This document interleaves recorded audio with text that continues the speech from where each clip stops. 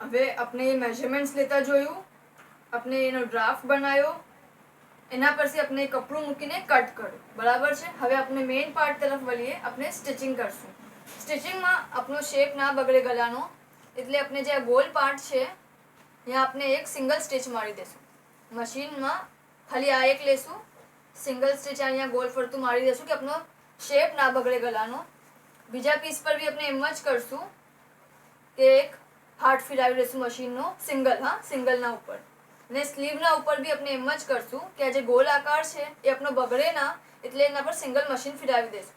બે સ્લીવ પર અલગ અલગ સિંગલ અને यहाँ બી, તાકે આ કરવાથી શું થશે, આપણો શેપ નહીં બગડે. હવે આપણે આ મશીન મારી દીધું છે. જો સેમ કલર છે, તેથી થોડું નહીં દેખાઈ રહ્યું, પણ અહીંયા આપણે એ પૂરી લાઈનમાં મશીન મારી દીધું છે. અહીંયા બી મશીન મારી દીધું છે. આ જે ગોલ શેપ છે એના અહીંયા પૂરામાં આ સાઈડ મશીન મારી દીધું છે. અહીંયા ગલા પર બી મશીન મારી દીધું છે, આના પર, અને આના પર બી સિંગલ મશીન મારી દીધું છે. અને આ જે ગલા પટ્ટી હતી એ બી આપણે જોઈન કરેલી છે. જો આમ આવવું જોઈએ, આમ નહીં આવે, આપણે આમ નહીં જોઈન કરીએ, આમ આવશે. જો અહીંયા વર્ટિકલ દેખાય છે, સ્લાન્ટ લાઈન. જો આ વિષયને આપણે ગલાપટ્ટીને જોઈન કરશું. 30 ઇંચ કરવાને. હવે આપણે ગલાપટ્ટી કેવી રીતે અટેચ કરશું, આ આપણી સીધી સાઈડ છે, ઓકે. અને સીધું મૂકશું અને ગલાપટ્ટીને ઉલટી મૂકશું અને આપણે એને આમ અટેચ કરશું. જ્યાં એમ લાગે કે ટર્નિંગ છે શેપ માટે, થોડી આપણે ચીપટી લઈ લેશું, અપ્રોક્સ 3 લેશું તો બેસ્ટ. આમ જસ્ટ એક પિંચ જેમ ટર્ન કરવાનું હોય તો એક આમ થોડું શું આ લઈ લો તો એ બરાબર બેસી જશે. જો આમ ચીપટી લઈ લો, આમ કરીને આપણે સ્ટિચ કરી લેશું તાકે બરાબર આપણા ગલાના શેપમાં બેસી જાય, ઓકે. આ ઉલટું રાખશું.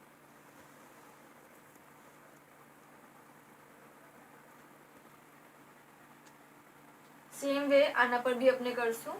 આમ જેમ આપણે આના પર કરું સેમ બીજી ગલાપટ્ટી લઈને આના પર કન્ટિન્યુ કરશું.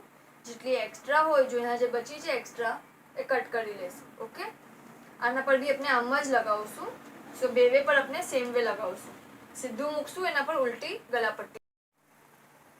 આપણે અહીંયા સીવી ચૂકા છે, જેમ બતાવ્યું કે થોડા ચીપટી લઈને અહીંયા આમ બરાબર શેપસી પટ્ટી લગાવી દો, એ લગાવી ચૂકા છે. હવે આપણે શું કરશું, આને ટર્ન કરશું અને અહીંયા થોડું ફિંગરથી પ્રેસ કરી લઈશું આ જે સ્ટિચીસ છે અહીંયા, તાકે બરાબર આ બેસી જાય. પૂરી લાઈનમાં આપણે બરાબર ફિંગરની ટીપથી એને સરખું કરી નાખશું, ઓકે. અને પછી એને ટર્ન કરશું,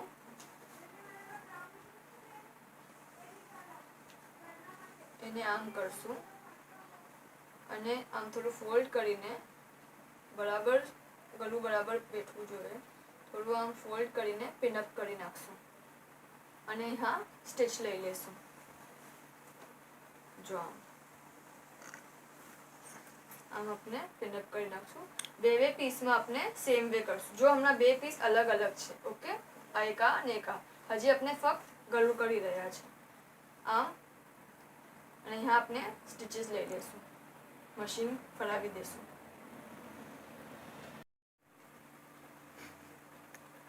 હવે આપણે આ ગળું આપણું રેડી થઈ ગયું છે. આ જે એક્સ્ટ્રા પાર્ટ છે આપણે કટ કરી લઈશું, ઓકે. તો આપણું ગળું બરાબર બેસી જશે. આ જો બરાબર સિવાઈ ગયું છે અને બરાબર પરફેક્ટ બેસી ગયું છે. આવી રીતે આપણે બે પીસમાં કરી લીધું છે, ઓકે. અને હવે આપણે સ્લીવ જોશું કે કેવી રીતે કરશું. અહીંયા 1 ઇંચ વાલેલું છે. આપણે 1.5 ઇંચ જ્યાં છોડેલું ને વहाँ આપણે 1 ઇંચ આ ભાગમાં 1 ઇંચ વાલેલું છે, ઓકે. અને હવે અને અહીંયા થોડું આમ હજી ફોલ્ડ કરજો અને અહીંયા સ્ટિચીસ મશીન ફરાવી દેજો આ ભાગમાં. અને એક વાત ખાસ ધ્યાન રાખજો કે આ જે છે અને આ જે છે એ એક જ લેન્થનું આવવું જોઈએ. જો બરાબર આવે છે, આ આમ બરાબર એક જ સાઈઝનું મળવું જોઈએ. આમ આપણી સ્લીવ રેડી છે. અટેચ થવાને. ઓકે, અને આમ જસ્ટ આ 1 ઇંચ છે, આખું 1 ઇંચની લાઈન છે, અહીંયા થોડું ફોલ્ડ કરજો ફિનિશિંગ માટે અને એના પર મશીન ફરાવી દેજો. આમ આવશે.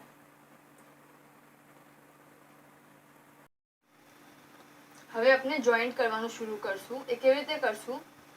આ એક ભાગને મૂકશું, એના પર બીજા ભાગને મૂકશું. શોલ્ડર કરશું પહેલા અને અહીંયા પિનઅપ કરી નાખશું,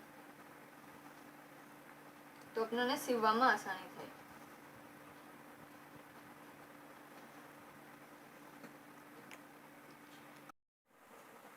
હવે આપણે સ્લીવ અટેચ કરશું. આપણે શોલ્ડર્સ અટેચ કરી દીધા છે બેવેના. હવે આપણે સ્લીવ અટેચ કરશું. સ્લીવ્સને આપણે કેવી રીતે મૂકશું?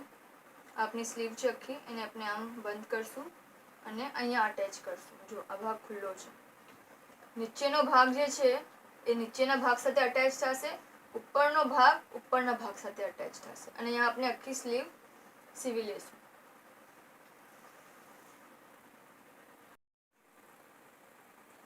આપણે પહેલા જેમ ભાઈ મૂકેલી સીવવા માટે, એ આપણે એના માટે મૂકેલી કે આપણને ખબર પડે કે લેફ્ટ હેન્ડ સાઈડની સ્લીવ કઈ છે અને રાઈટ હેન્ડ સાઈડની સ્લીવ કઈ છે.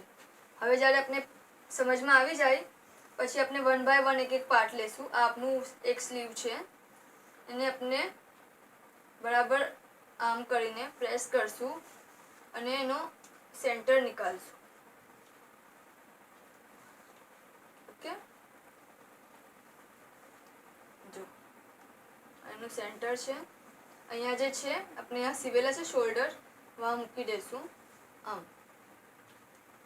અટેચ કરી દઈશું અને આખું પછી આને આ સાઈડ આખું સીવી લેશું અને આને આ સાઈડ. એકવાર સ્ટાર્ટ કરશો પછી બરાબર થઈ જશે. આખું પિનઅપ કરી કાઢજો.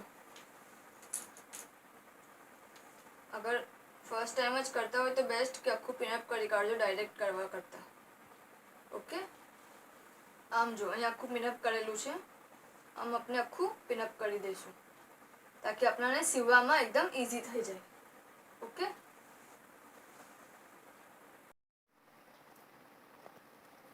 આપણે સ્લીવ અટેચ કરી નાખી છે. હવે આપણે બસ લાસ્ટ પાર્ટ પર છે, આપણે સ્લીવ અટેચ કરી નાખી છે. જો બરાબર બેસી ગઈ છે. ઓકે, હવે લાસ્ટમાં આપણે શું કરશું? બે સાઈડ પર સેમ વે કરશું. ઓકે,